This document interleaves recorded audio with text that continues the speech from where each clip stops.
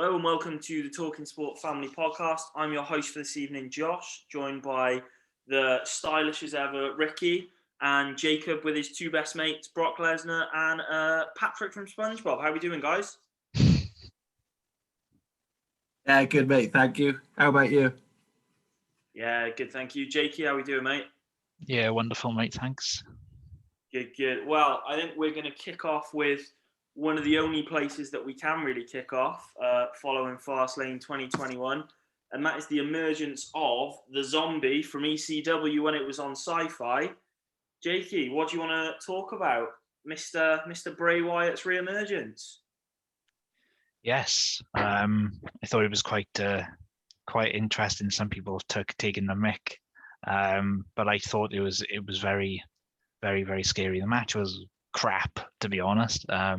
But what was I expecting out of it? Of course, they were never going to let Bliss and Norton fight in a ring. That's unless you were at AEW, maybe. But yeah, when Bliss came out, I was genuinely scared. I'm not scared about a lot of things, but that actually scared me. I think it was just the face paint and whatever. The demonic features that she has playing that character is just scared me. A lot of it was mind games again. You know, it was great how they did the fireballs and the stage falling. Again, it could go very, very wrong, as we know with Owen Hart in the past. But yeah, it was fantastically done. Again, reminded me of an Undertaker or Kane segment, putting his hand through the ring, or was it a Big Show? I think it was, and grabbing the ankles of Orton, which obviously was very sort of very retro for me watching it. But and then obviously you had the re-emergence of the Fiend in a purple, so it was purple smoke. Very, very, very demonic. There was a meme out the other day. I thought it was earlier today. I think it was, and I think it was when you burn your Pop-Tart and then you had the picture of the Fiend on it. I thought that was quite funny. But anyway, yeah. Of course, Bliss for the distraction, and the Sister Abigail to Orton. Finishes him off, and a great straddle sequence afterwards for 30 seconds, which is his wife wasn't too impressed with. But you know, it is what it is. I hope she doesn't get involved with it and create a family feud. Otherwise, it's gonna be crap WrestleMania, really. Let's put them on the kickoff show. I think that would be easier. If they ever, I can just skip it then, as well as the rest of the WWE universe probably will. So yeah, it was a crap match, but it was great storytelling. I think that's the main thing. My favourite bit of that, mate. I agree with you. The storytelling, you know, we all knew where it was going. I probably describe the Fiend as more of a, if you've got like an action figure that, you know, there's been a house fire, that was sort of more what it looked like, with his hand being all sort of mangled. Yeah. It's like the small sorry. It's like the have you seen Small Soldiers? And then it's like that when he gets burnt. Yeah, that was completely irrelevant. Sorry, but yeah, Karen. No, don't worry. So moving on from a match that wasn't particularly high in wrestling quality to one that Ricky definitely thinks is. Rick, you want to talk about Seth Rollins, who I was disappointed with his ring attire, considering how good his suits have been. Just to wear plain black tights was a bit disappointing. You want to talk about Seth Rollins versus Shinsuke Nakamura? Yeah, just before I do, I love the way that Jake finished that segment by saying, finishing him off, and then went to Alexa straddling Orton. Brilliant, Jake. Fantastic. But yes, I do want to talk about Shinsuke and Seth Rollins. As you said, Josh, Seth had another amazing suit on the kickoff show. Looked like he killed a cow and was wearing it. It was brilliant. But yeah, it was just a great match. It was always going to be a great match. I said beforehand, me and you were having discussions on the group about what would be the match of the night. And even though it probably wasn't, I thought that it was still a great match. And, you know, two stars, iconic all over the globe. Of course, they've been everywhere. And Shinsuke and Seth, they fought everywhere. You know, I'd argue they would be in the top tens of people's for fighting ability anyway, if not for character, with Shinsuke, I mean. So yeah, I thought it was a brilliant match, and obviously the way that ended, I think it teased it up. And what I want to see, and what I said to you guys, I want to see on Twitter, is a triple threat at WrestleMania. If we could have Seth versus Shinsuke versus Cesaro in a triple threat match in one of the nights, I think that could steal whatever night it was on, because all three of them are fantastic in the ring. And you know, imagine seeing that, you know, Kinshasa versus the Stomp versus, all right, we don't like the neutralizer, but just, you know, the uppercuts and the strength from Cesaro, it could steal the show. And yeah, that's definitely something that at WrestleMania I could get on board with. Well, just imagine if we've got Seth Rollins caught in the swing, and then Nakamura goes in with a Kinshasa to Seth as he's being swung around. That would be a very cool spot. Yeah, I totally agree with you with the triple threat. I think triple threats are a nice way to start off a WrestleMania. I think we'll all remember from WrestleMania 34 for the Intercontinental title, The Miz versus Finn Balor versus Seth Rollins. You know, really fast, high-paced match. You know, some great character work in there by Miz, but also, you know, some brilliant guys in the ring through Balor and Nakamura. And I think, you know, that two babyface versus one heel dynamic as well worked really well. So yeah, I'd love to see that open either night of WrestleMania. I think it'd be absolutely brilliant. Slightly disappointed though that we didn't see Cesaro on Fastlane at all, even in like a backstage segment. Another superstar who I'm personally disappointed that we didn't see Fastlane at all is the new WWE champion, the almighty Bobby Lashley. I think it's a massive shame. Obviously, he got mentioned a few times during the Drew McIntyre Sheamus match, which I think we'll all agree was a brilliant match. But, you know, it's just a shame to me that, you know, someone who's a full-time member of the roster isn't appearing on these pay-per-views and isn't appearing on, you know, the pay-per-view that's leading into WrestleMania. Yeah, there probably wasn't any time to book him a match. That's absolutely fine. But just have him, you know, doing a talking segment, or, you know, maybe on guest commentary or something like that for, you know, the Drew versus Sheamus match. It just keeps him in everyone's mind, you know, just adds that other layer of storytelling. Because it's all very well saying, oh, well, Drew's facing Bobby Lashley at Mania. But if he's not there, you know, people sort of forget about it. It makes him look, you know, not the strongest champion in the world because he wasn't there, you know, with his title. You know, everyone always moaned about Lesnar not being there for, you know, the B-level pay-per-views. But, you know, at least he wasn't, you know, contractually obliged to be there. It just seemed that, you know, WWE didn't have anything for him, which I think is massively disappointing heading into WrestleMania season. It seems like they haven't got a lot for a lot of guys. Like if you think about Kevin Owens, you know, a couple of months ago was in the world title picture. You know, AJ Styles is going into a tag team match at Mania that's just been thrown together, where he should be in, you know, one of the main events. So I think, you know, WWE's booked itself a good pay-per-view, but it needs to sort of look at its booking slightly, you know, heading into Mania and get these guys the exposure they need, sort of pre going out there and, you know, hopefully stealing the show. I think with AJ is just to get him the Grand Slam, no? Yeah, true. But, you know, we can get that. I'd rather see AJ winning a Grand Slam, doing a, you know, a Shawn Michaels and John Cena winning the tag titles just for his world title match. That's what I'd rather see AJ doing, rather than just, you know, being on Mania for the sake of it. You know, moving on to people who potentially were underutilized this week, to people who've been, you know, perennially underutilized for the entire existence of AEW.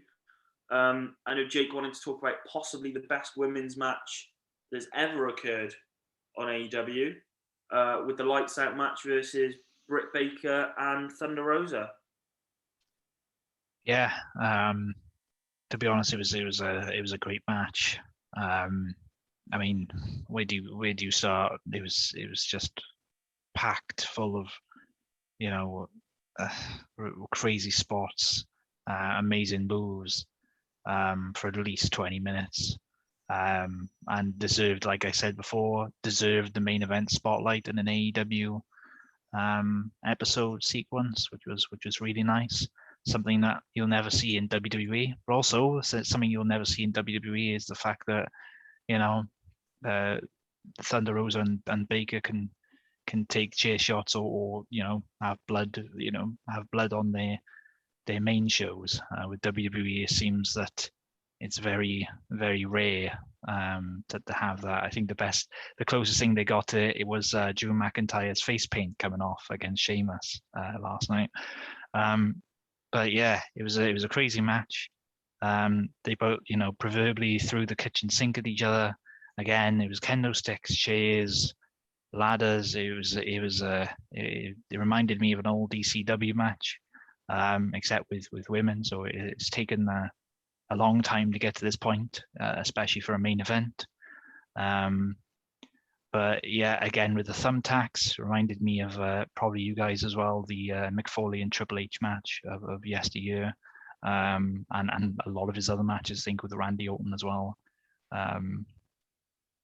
So very, very, very interesting.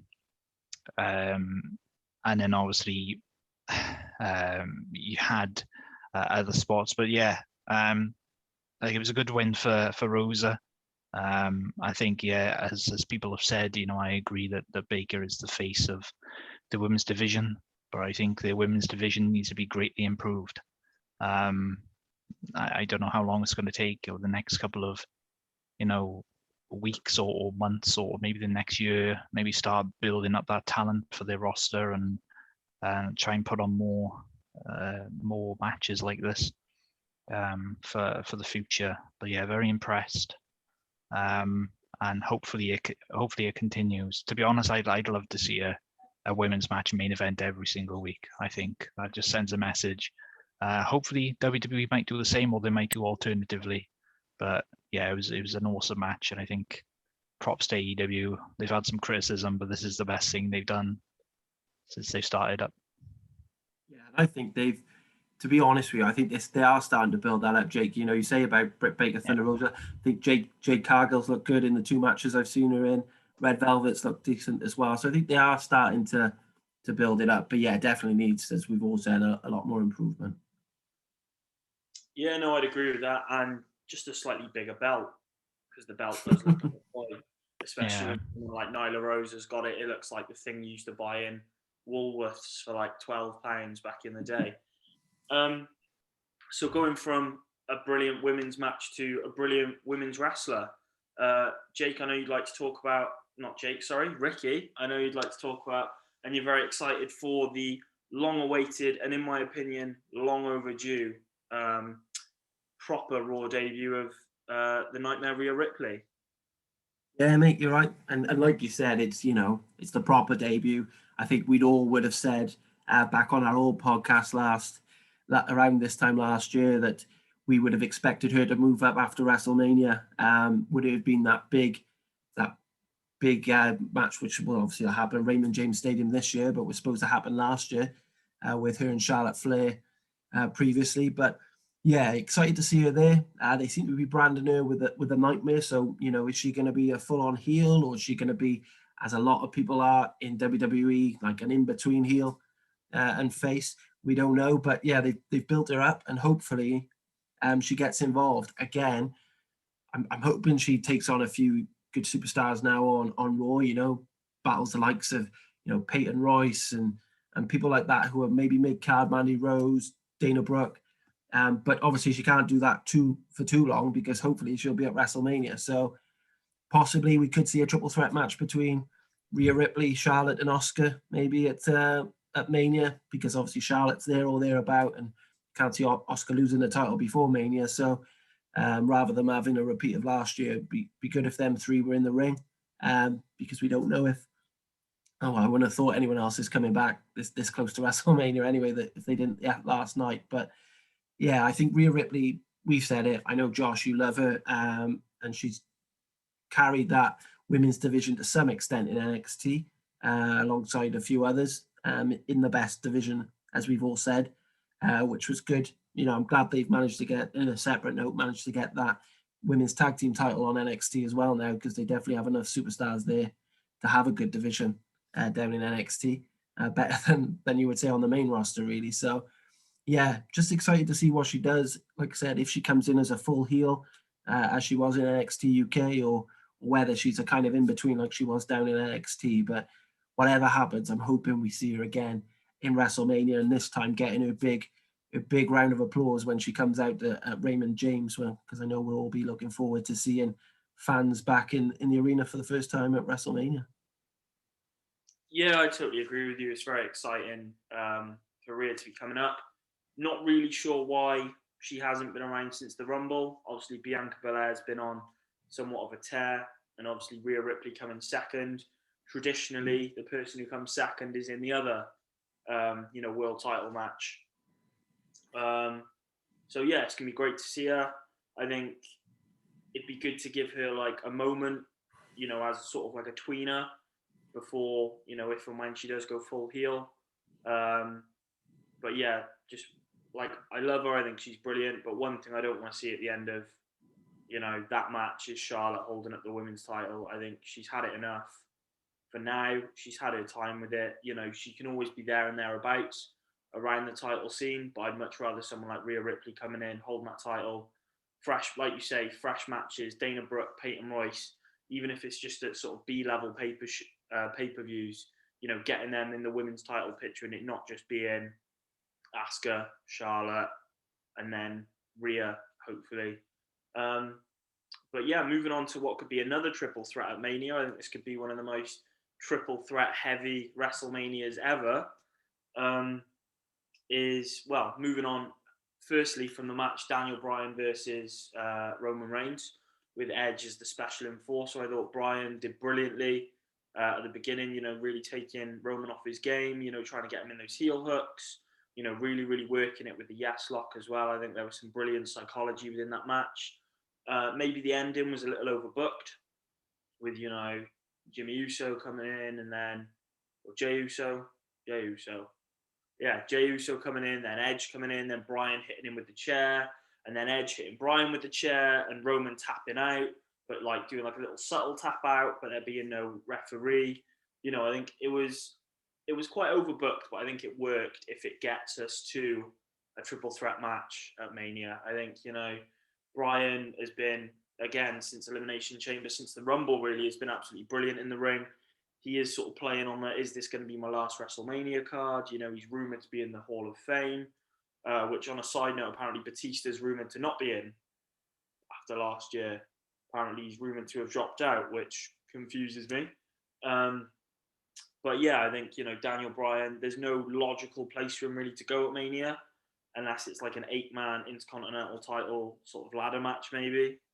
But I think that'd be a massive waste of him. So Edge sort of showing those heel tendencies, him being a bit of a tweener, Roman being a full-blown heel, Daniel Bryan being sort of the ultimate babyface. I was saying before we go on air, I'm hoping they're not just putting Bryan in there so he can eat the pin from Edge, so it keeps Roman strong. Or, it keeps Edge strong if he eats the pin from Roman. I'm hoping not. Ricky, you said something interesting in the direction you think they could maybe go with it. Do you want to expand on that a little bit? Yeah, I thought that maybe Daniel Bryan might win it because, like I say, there's been a lot of talk about it being his last Mania going forward. And yeah, who wouldn't want to see Daniel Bryan back as world champion? Like you said, he was fantastic in that match at Fastlane. Slightly ruined it, obviously, with the overbooking at the end. I was kind of expecting Jimmy Uso to turn up as well, just to make everyone turn up in that point. But yeah, I think if he comes in, he wins it, possibly one last title run, and then maybe, who knows, if he doesn't go in the Hall of Fame, maybe he goes elsewhere if he's not ready to hang up the boots. One thing I will say about what you just said about Batista as well, Josh, it didn't click in my mind, but if he isn't going there, on last week's AEW, Kenny Omega, when he was in the ring, was shaking the ropes like Batista does. So maybe, who knows, maybe he goes to AEW and wants to fight, the god of wrestling, Kenny Omega. Maybe. And, potentially they're going to do a redo of WrestleMania 30. Maybe Bryan has to fight Jey Uso to get into the main event and beats him and turns up all taped up again. It's not quite the same as beating, 3 members of Evolution in one night. But, we'll run with it. But guys, any last thoughts, feelings, things that have stood out to you, things that you maybe want to speak about quickly just before we go? Jake? I just want to announce my disappointment with the the Strowman and supposedly Elias or Shane McMahon match. It was absolutely awful. That's what we wanted to say. Well, but you did get hit in the face with a camera on Raw, so there you go. You've got someone getting hit in the face with a weapon there, Jay. Yeah, I know. It's just the storyline's just stupid. It shouldn't have been put on a pay-per-view, but it's WWE, isn't it? So there we go. I just say, Joshy, we've spoken about it a lot over our messenger group. Sorry, just sad that old Eliodoro Andrade is left. Someone put on Twitter today, I read about it, that they hope that himself and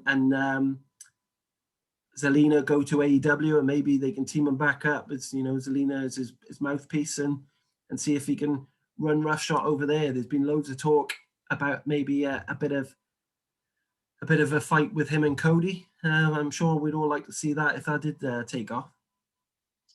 Yeah, for sure. I know that he's got the trademark for La Sombra, which is his old gimmick, the Shadow, when he was the leader and founder of Los Ingobernables, I believe it's said. Could be completely wrong how it's said, but yeah, I know he's got the rights to the name La Sombra. So whether he goes back under a mask and does a few things there, but I know he did lose his mask in a AAA match, in like a mask versus mask match, way before he came to WWE. So, potentially couldn't go back down there, but, AEW, Impact, are all options.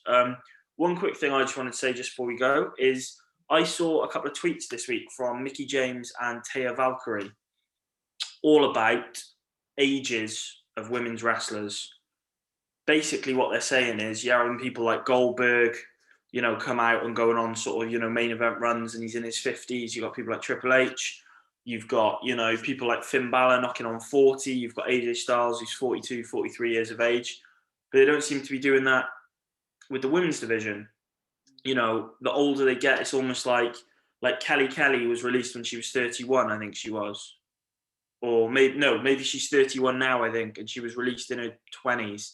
And, it almost seems to be that even though there's been the women's revolution and the women's evolution, it seems to be when you get to a certain age and, in Vince McMahon's mind, maybe your looks start to fade a little bit, you're being sort of kicked to the curb in WWE. Whereas, they're bringing back all these legends for Legends Night. If you looked at Legends Night, there was about 2 female talents and none of them really did anything in the ring. It was Tori Wilson and Melina who just happened to be backstage. But, we've all seen Melina on NWA, she can still go. Yet because she's viewed as, a little bit older, WWE may be hesitant to bring her back. So it's just what you guys thought, really. I think Mickie James and Taya Valkyrie were saying it shouldn't be based on what you look like. It should be based on what you can do in the ring. And, male superstars are viewed in their prime, in their peak between, 35 and 40. Whereas women superstars are viewed as past it by the time they get to 35 and 40. Just interested to hear what your views are on that. What I would say, devil's advocate, obviously, yes, there shouldn't be any difference. If someone's good enough, doesn't matter what age they are, doesn't matter what sex they are, if they're good enough, they should be in a ring. I would say, though, apart from Mickie James, who, we all know is still good in the ring, who's shouting out for it? I know Impact have gone to it a little bit, I know ODB was back there and Jazz as well is back in Impact Wrestling, and they're obviously all the ladies who are, fighting towards the top of the card. So I do get the point that, definitely we all have to put up with, Goldberg coming back or someone else who was an old talent coming back into the ring and, challenging for the Universal title especially.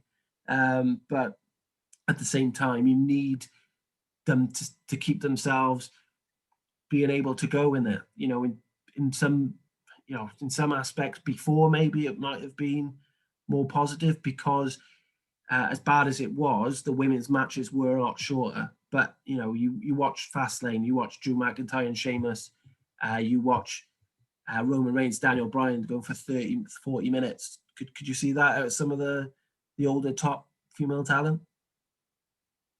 No, I totally agree with you. I think, sort of pre-women's revolution, some of the talents there weren't there for their wrestling ability per se, which, rightly or wrongly, it was the case. Potentially there's, Lita, Trish Stratus, Mickie James, but they're the only ones really who I can see, actually, being up there and having decent matches with, the new breed of, the women's evolution. Like people like Michelle McCool, however heavily she's pushed in, the Royal Rumbles when she comes back, is just because she's Undertaker's wife. She's not actually that good in the ring. And, Tori Wilson, Kelly Kelly, Maria Kanellis, I think the talent isn't there per se. Maybe 10, 15 years time when it's people like the Four Horsewomen and, all those amazing guys who are down in NXT, guys and girls in NXT, it will definitely be the case. You'll have women in their 40s, putting on 5-star matches. But I think where women's wrestling maybe was back then to where it is now, those people don't have the wrestling acumen, as it were, or weren't given the opportunity to prove that they had that wrestling acumen in the company at that time. So just thought it was an interesting point to talk about. Jake, what are you thinking, mate? It's a very difficult subject to talk about, because obviously we're aiming for equality in society, both regarding gender or racially or whatever it is, but it is about wrestling ability. I think at the end of the day, I think they should still give it a go, even if it's on a kickoff show or some other type of show.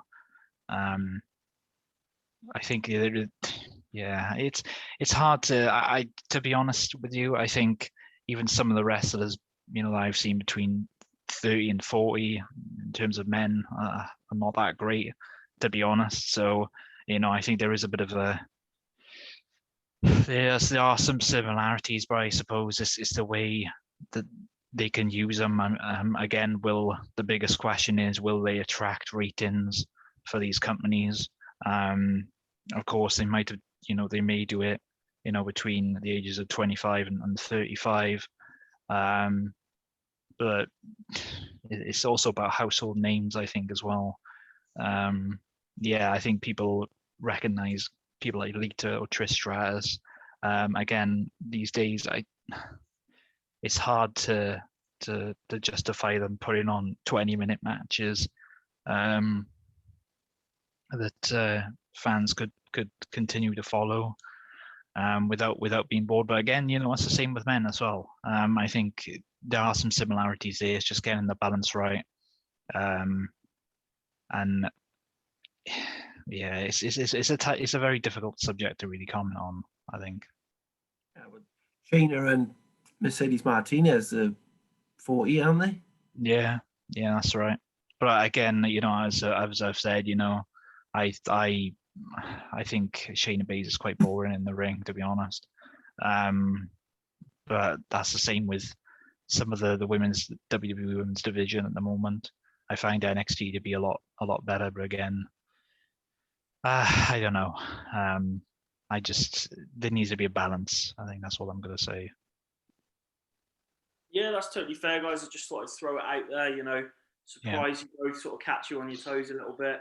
I think just seeing the tweets, it's an interesting topic of debate. And I think, like you guys and obviously hopefully myself have just had, if you can have an adult sort of grown up conversation about it, at the end of the day, it's wrestling. It's what we all love. It's, whether or not they're going to put on a good match, like Jake says. And, I think food for thought for everyone. So, if you've got any sort of comments, thoughts on that, please comment down below the video. Please like, share, and subscribe to the channel. Please keep watching. Please keep supporting us. I know we've put some videos out recently about the football and the rugby over the weekend. So if you guys could give them a view, give them a like, and cheers very much, guys. Thank you for your time. Cheers, Joshy. Cheers, Thanks Jake. very much. Thank you. Bye.